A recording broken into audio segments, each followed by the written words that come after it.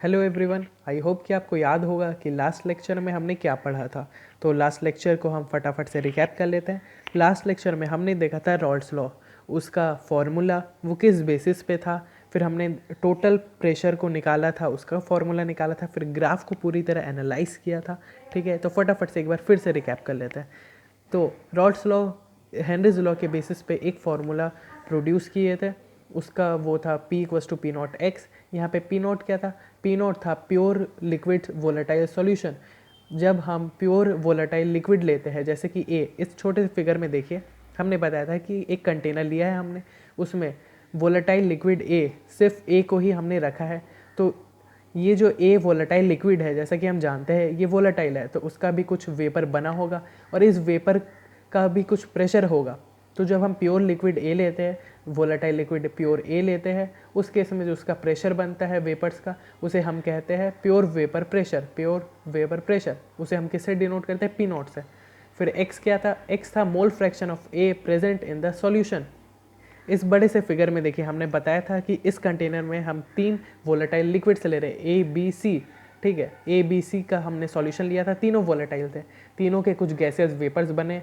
आप देख सकते हैं फिगर्स में, ए बी सी के गैसेस वेपर्स बने। अब तीनों गैसेस वेपर्स मिल के कुछ ना कुछ आराम से प्रेशर तो लगा ही रहे होंगे सॉल्यूशन के ऊपर। तो वो जो प्रेशर हुआ टोटल, वो हो गया टोटल प्रेशर। और लेकिन सॉल्यूशन में कुछ अमाउंट ऑफ ए है, कुछ अमाउंट ऑफ बी भी है, कुछ अमाउंट ऑफ सी भी है। तो ए का जितना मोल फ्रैक्शन है लिक्विड सॉल्यूशन में, वेपर में नहीं, लिक्विड सॉल्यूशन में जितने मोल्स है, तो उससे हम निकालते थे मोल फ्रैक्शन ऑफ ए। और यही वो एक्स है। एक्स क्या है? Mole fraction of A present in the liquid solution, या फिर मोल fraction of be present in the liquid solution, या फिर सी। ठीक है, फिर हमने एक सॉल्यूशन माना था ए और बी वोलेटाइल सॉल्यूशन का, उससे हमने टोटल प्रेशर के लिए एक फॉर्मूला निकाला था, P T equals to P A plus P B. और टोटल प्रेशर जो फाइनली हमारे पास ये फॉर्मूला आया था। आपको मैंने ये भी बताया था कि अगर ए और बी के अलावा और भी सॉल्यूशन है, और भी जैसे C D E F G H और भी वोलेटाइल सॉल्यूशंस है, तो सब में हमें कुछ नहीं करना है, फाइनली यही करना है, P T equals to P A plus P B. और पी और पी बी का जो हमारे पास रॉल्स लॉ से फॉर्मूला निकलता है, उसे हमें बैठा देना है। ठीक है, उसके आगे हमने देखा था ये ग्राफ हमने अच्छे से एनालाइज किया था। ये एक्स और वाई एक्सिस पे ग्राफ बना हुआ है। जैसे कि हम जानते हैं एक्स और वाई एक्सिस पे एक दो ही टोटल लाइंस हम ड्रॉ करते हैं, लेकिन इस केस में हमने क्या किया, P1 के लिए अलग से ग्राफ बनाना पड़ता, P2 के लिए अलग से ग्राफ बनाना पड़ता। इसलिए हमने NCERT ने भी, सब ने, सारे बुक्स में ऐसे ही रहता है जनरली, इसलिए हम भी इसी तरह बताते हैं। इससे क्या होता है, सब कुछ एक साथ कॉम्बाइन हो जाता है, छोटे से ग्राफ में बहुत सारे इंफॉर्मेशन दे सकते हैं। जैसे कि ये P1 का प्लॉट है, ये P2 का प्लॉट है। ठीक है, और इसी के साथ हम PT का भी प्लॉट दिखा सकते हैं। PT क्या होता है? Total pressure. क्या कितने के बराबर होता है ये? P1 plus P2। हमने ये भी देखा था कि जैसे x1 यहाँ पे 1 है, यानी x1 फर्स्ट जो सॉल्यूशन है उसका मोल फ्रैक्शन यहाँ पे 1 है। इसका मतलब कि जो कंटेनर है उसमें अगर हम सिर्फ फर्स्ट वाले लिक्विड, वोलेटाइल लिक्विड को रखते हैं, तो उस केस में जो उसका टोटल वेपर प्रेशर आएगा वो P1 नॉट के बराबर होगा। और x2 यहाँ पे हमने 0 करके रखा है, इसका मतलब सेकेंड वोलेटाइल जो सॉल्यूशन है वो यहाँ पे प्रेजेंट नहीं है। जैसे जैसे x1 का वैल्यू डिक्रीज़ हो रहा है, यानी अमाउंट ऑफ x1 हम डिक्रीज़ कर रहे हैं और अमाउंट ऑफ x2 इंक्रीज़ कर रहे हैं, एक टाइम ऐसा आएगा जब x1 0 हो जाएगा और x2 का वैल्यू 1 हो जाएगा। इस केस में क्या हो रहा है, x1 यहाँ पे 0, इसका मतलब कि कंटेनर में फर्स्ट जो सॉल्यूशन था वो है ही नहीं। अब कौन आ गया? सिर्फ b आ गया है, सेकेंड वाला सॉल्यूशन आ गया।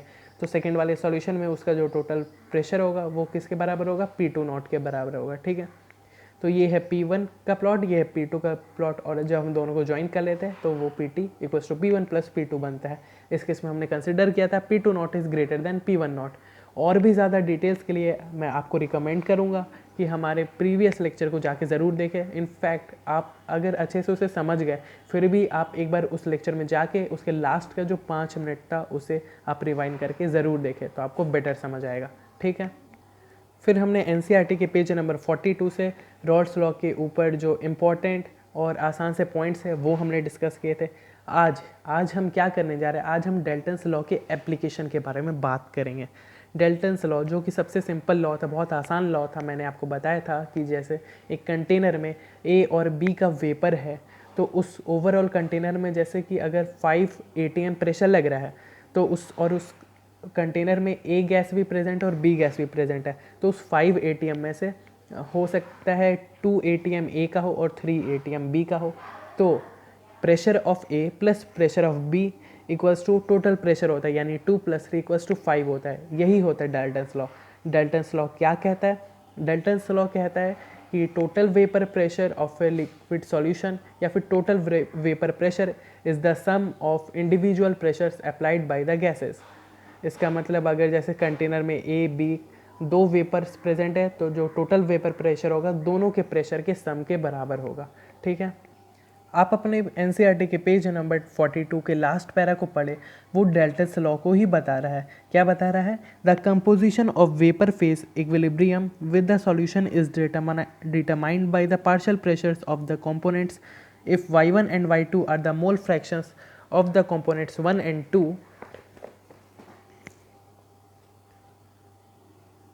of the components 1 and 2 respectively in the vapor phase, then using Dalton's law of partial pressure P1 equals to Y1 P total। Actually में हमें क्या बोल रहा है? हमें बोल रहा है जब हमने रॉल्स लॉ पढ़ा था तो उसमें हमने देखा था कि P equals to P naught X होता है। ठीक है, तो उससे हमने क्या समझा था कि जो पार्शियल प्रेशर होता है, जो गैस में यहाँ पे वेपर्स होंगे उनका जो पार्शियल प्रेशर होगा वो पी नॉट इंटू एक्स होता है। एक्स यहाँ पे क्या होता था? Mole fraction of A present in the solution, in the liquid solution होता था।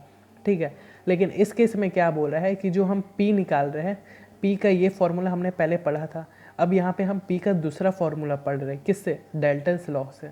डाल्टन्स लॉ क्या बोलता है? जो पार्शियल प्रेशर है, इस केस में भी पार्शियल प्रेशर के बारे में ही बात किया था। किसके? ए के बारे में, लेकिन इस केस में पी नॉट से रिलेट किया था। इस केस में पी नॉट से रिलेट नहीं कर रहा है, इस केस में पी के लिए दूसरा फॉर्मूला बताया जा रहा है। किसके? डाल्टन्स लॉ में। ठीक है, तो पी जो है equals to y1 into P total होगा। पी टोटल जो है टोटल प्रेशर होता है। पी जो हमने निकाला था, हमने कल डेरिवेशन में पी को निकाला था ना, P equals to P naught A X A plus minus X B into P naught A minus P naught B. ये जो हमने फॉर्मूला निकाला था ये इसी के बारे में बात हो रहा है। ये जो हमने पीटी निकाला था, ये जो हमने पीटी निकाला था वही पी टोटल के बारे में यहाँ पे बात हो रहा है। देखिए P equals to y1 into P total. P total हो गया टोटल प्रेशर और y1 क्या है? Mole fraction of 1। जब हम इसमें रॉल्स लॉ में पढ़ रहे थे तो ये x क्या था? मोल फ्रैक्शन ही था। Mole fraction of A, mole fraction of B, mole fraction of C. लेकिन किस में? लिक्विड सॉल्यूशन में। इस केस में जो मोल फ्रैक्शन है वो गैसियस मोल फ्रैक्शन है। जैसे कि यहाँ पे ए के भी गैसेस होंगे, यहाँ पे बी के भी गैसियस वेपर्स होंगे, तो ए और बी का यहाँ पर भी एक तरह से गैसियस मिक्सचर है ना। तो इस गैसियस मिक्सचर में ए का कितना मोल फ्रैक्शन है वो हमें यहाँ पे पुट करना है। हमने देखिए फिर से एक बार देख लीजिए कि रॉल्स लॉ में हमने क्या पढ़ा था? P equals to P naught X. P क्या था? Partial vapour pressure of A, partial vapour pressure of A, और पी नॉट था हमारा एक कांस्टेंट वैल्यू, और एक्स क्या था? Mole fraction of A in liquid solution.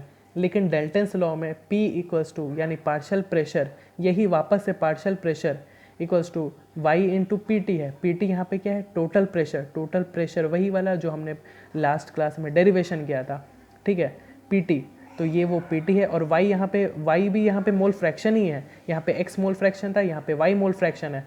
लेकिन एक्स जो मोल फ्रैक्शन था वो लिक्विड सॉल्यूशन में था, और जो वाई मोल फ्रैक्शन दिया हुआ है यहाँ पे वो गैसेस फेज में दिया हुआ है। गैसेस फेज में जो मिक्सचर बना होगा उस केस में जो ए का मोल फ्रैक्शन होगा वही मोल फ्रैक्शन के बारे में यहाँ पे बात किया गया है। ठीक है, तो in general P equals to Y into P T. P क्या है? वापस से देख लीजिए, P है पार्शियल वेपर प्रेशर, Y है mole fraction of gas in gaseous mixture, और PT है टोटल प्रेशर। टोटल प्रेशर किसके बराबर होगा? PA प्लस PB के बराबर होगा। PA प्लस PB के बराबर होगा। जैसा कि आपको याद होगा हमने लास्ट क्लास में डेरिवेशन किया था, PT equals to PA plus PB, P naught A plus XA plus P naught B XB। इसी से हमने XA प्लस XB 1 होता है, तो उसी के बेसिस पे आगे हमने प्रोसीड किया था। ये वही PT है। ठीक है, आई होप कि आपको समझ आ गया होगा। अगर नहीं आया तो लास्ट का अभी का 5 मिनट फिर से एक बार रिकैप करके देखें। तो चलिए हम आगे बढ़ते हैं इस एग्जाम्पल की तरफ। इस एग्जाम्पल को अगर आप सॉल्व कर लेते, समझ जाते हैं, तो आपको ये जो मैंने अभी कॉन्सेप्ट बताया था वो आपको बिल्कुल क्लियर हो जाएगा। ठीक है, आज के लेक्चर में हम बस इतना ही करने वाले। ये बहुत इंपॉर्टेंट कॉन्सेप्ट है, इस पर कभी भी बहुत अच्छा एडवांस में भी, नीट में भी, किसी में भी क्वेश्चन आ सकता है। ये समझने में बच्चों को बहुत प्रॉब्लम होता है। मेरे टाइम में मुझे भी बहुत प्रॉब्लम हुआ था और बहुत बार याद नहीं भी रहता था। तो आप इस लेक्चर को जब भी भूल जाए तो वापस से आप इसे देख ले, तो आपको धीरे धीरे करके 2-3 बार जब आप इसे देख लेंगे तो आपको खुद पर खुद याद हो जाएगा। तो देखिए हम इस क्वेश्चन की तरफ बढ़ते हैं। Vapour pressure of chloroform CHCl3 and dichloromethane at 298 kelvin are 200 mmHg and 415 mmHg। ये क्या दिया? Vapour pressure of chloroform and dichloromethane, यानी कि P naught of chloroform and P naught of dichloromethane यहाँ पे हमें दिया हुआ है। ठीक है। Calculate the vapor pressure of the solution prepared by mixing 25.5 gram of CHCl3 and 40 gram of CH2Cl2 at 298 Kelvin। हमें यहाँ पे बोला गया है टोटल वेपर प्रेशर निकालना है। किसका? CHCl3 एक वोलेटाइल लिक्विड है और CH2Cl2 भी एक वोलेटाइल लिक्विड है। दोनों के हमारे पास P नॉट वैल्यूज़ प्रेजेंट है और हमें बोला है कि इसका जो टोटल वेपर प्रेशर होता है वो निकालना है। और यहाँ पे हमें एक और डेटा दिया हुआ है, क्या? दोनों के अमाउंट दिए हुए हैं, 25.5 gram of CHCl3 and 40 gram of CH2Cl2। आप जानते हैं कि हमारे पास मास है, मोलर मास है, तो इससे हम क्या निकाल सकते हैं? नंबर ऑफ मोल्स निकाल सकते हैं। इसी तरह इसका मतलब हमारे पास moles of CHCl3 and moles of CH2Cl2 आसानी से अवेलेबल है। दोनों के मोल्स हमारे पास आसानी से अवेलेबल है। ठीक है। और हमें बोला है P टोटल निकालने।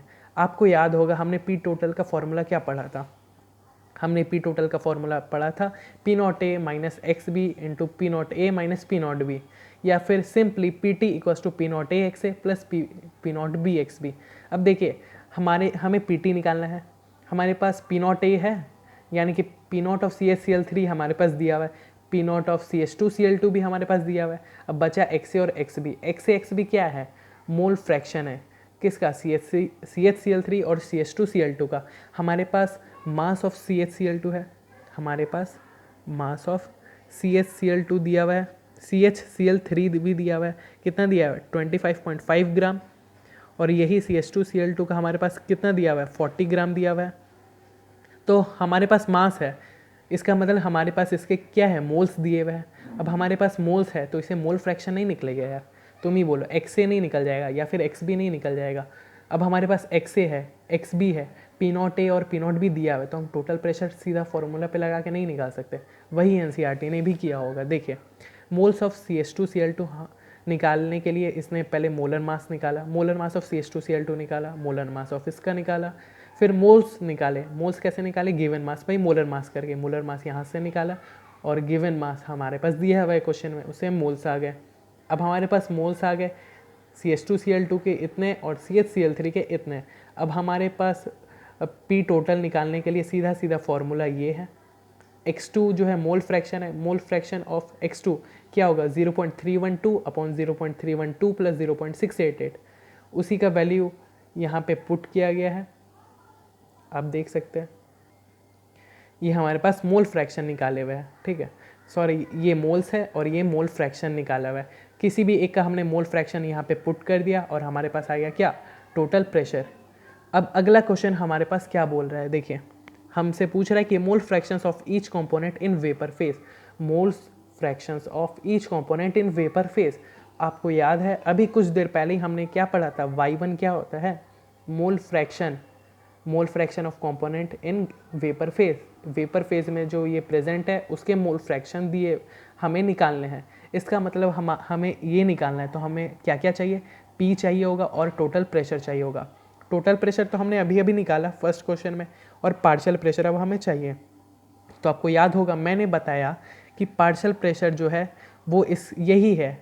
रॉल्स लॉ में हमें पार्शियल प्रेशर निकालने के लिए ये फॉर्मूला यूज़ किया गया था और डाल्टन्स लॉ ने बताया कि पार्शियल प्रेशर निकालने के लिए ये फॉर्मूला यूज़ करो।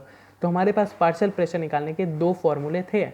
तो अब देखिए हमें पार्शियल प्रेशर जो P है ये इससे नहीं निकल जाएगा। P equals to P naught X होता है। X हमारे पास गिवन है, हमने निकाला है कुछ देर पहले ही X का वैल्यू, और P नॉट हमारे पास क्वेश्चन में गिवन है, तो इससे P आ गया। अब हम यहाँ पे P का वैल्यू रख देंगे। P टोटल हमने निकाला ही है फर्स्ट क्वेश्चन में, तो Y नहीं आ जाएगा।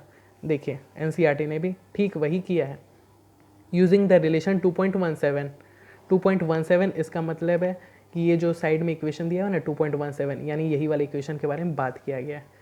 ठीक है, using equation 2.17 y equals to P upon P टोटल, P equals to P total into Y था ना, उसी को लिखा गया यहाँ पे. We can calculate the mole fraction of each component in gas phase. तो हमें y निकालना है p अपॉन पी टोटल करके. तो देखिए p ऑफ CaCl2 कितना होगा, p ऑफ CaCl2, p हमारे पास क्या होता है, पी नॉट इंटू एक्स होता है ना रॉल्स लॉ से. तो वही किया गया, पी नॉट यहाँ पे पुट किया गया और ये एक्स है. तो ये क्या आ गया, p का वैल्यू आ गया, ये पी नॉट है और ये एक्स है, तो ये आ गया हमारे पास p. इसी तरह CaCl3 का भी हमने क्या निकाल लिया, p यानी partial vapour pressure, partial vapour pressure.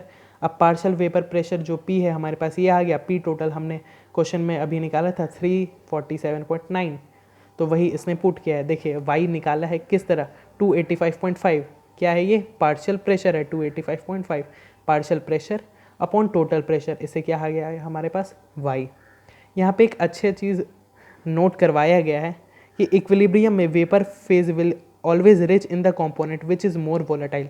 इसका मतलब क्या हुआ, जो हमने ग्राफ देखा था, ग्राफ में हमने क्या एज्यूम करके चला था, P2 not is greater than P1 not. इसी के बारे में यहाँ पे बात किया हुआ है कि इक्विलिब्रियम में जो गैस ज़्यादा वोलेटाइल है, यानी जिसका P नॉट वैल्यू ज़्यादा है या जो गैस ज़्यादा वोलेटाइल है, इक्विलिब्रियम में वेपर फेज में उसका कंपोनेंट ज़्यादा होगा, उसका y वैल्यू ज़्यादा होगा. इसका मतलब जैसे कि ये कंटेनर था, ये हमने कंटेनर देखा था, A ज़्यादा वोलेटाइल है अगर B से, A अगर ज़्यादा वोलेटाइल है B से, तो जाहिर सा बात है कि जो गैसेस वेपर होगा उस केस में A ज़्यादा मात्रा में होगा in comparison to what, B. तो वही इसने कहा है.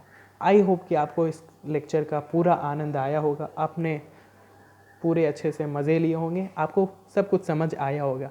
अगर नहीं आया तो भाई मैं बता रहा हूँ, लेक्चर को फिर से देखो, आपको ज़रूर समझ आ जाएगा. हमने बहुत अच्छे से बताने की कोशिश की है और हमारे टाइम में हमें जो भी डाउट्स आते थे वो सारे मैंने क्लियर किए हैं. आप इसे फिर से देखें. अगर आपको फिर भी थोड़ा भी प्रॉब्लम होता है, फिर भी प्रॉब्लम हो रहा है 2 बार देखने के बाद भी, तो मैं आपको हाईली रिकमेंड करूँगा कि लास्ट लेक्चर देखें ज़रूर, उसके बाद इस लेक्चर को देखें, आपको पक्का समझ आ जाएगा. So don't worry, stay tuned. And अगर फिर भी कोई भी प्रॉब्लम है, आप कमेंट सेक्शन में हमसे पूछ सकते हैं या फिर हमारा टेलीग्राम ग्रुप लिंक दिया हुआ है डिस्क्रिप्शन में, उसे जाके ज्वाइन करें. मैं हर लेक्चर में यार ये बोलता हूँ, अभी भी बोल रहा हूँ, फ्री का माल है यार. 1.5 लाख रुपीज़ का मटेरियल्स फ्री में प्रोवाइड कर रहे हैं हम. ज्वाइनिंग फीस भी नहीं है ग्रुप में, सब कुछ फ्री में प्रोवाइड करें. जाओ लूटो, मज़े लो उसके. ठीक है. Thanks for having patience. See you in the next lecture.